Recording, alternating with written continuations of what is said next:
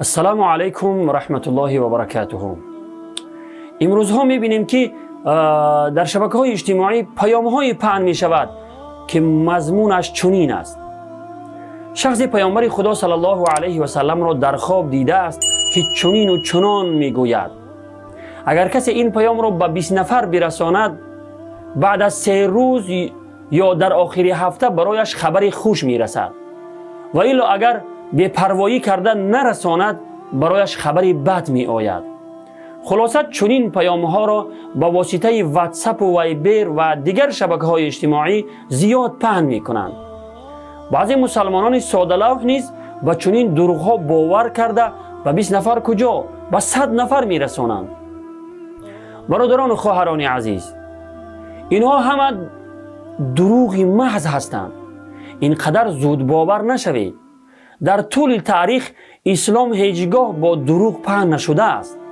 اینها همه دسیسه های دشمنان دین است که میخواهند با هر وسیله ضربه به اعتقادات ما بزنند و عقیده های ما را ویران کنند.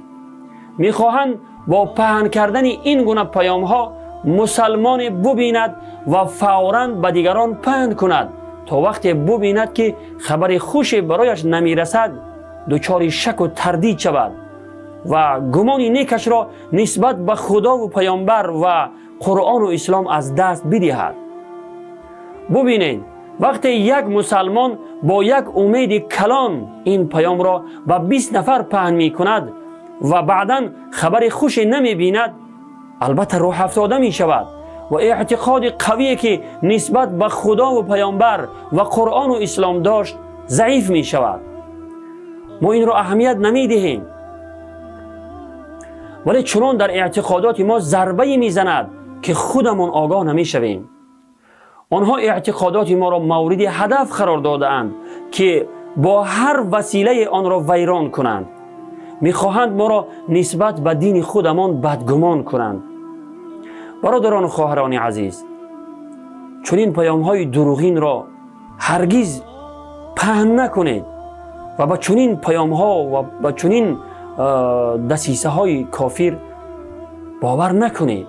همین قرآن و حدیث های جناب رسول الله صلی الله علیه و سلم برای راهیاب شدن ما و برای پند و عبرت گرفتن ما کفایت می کند.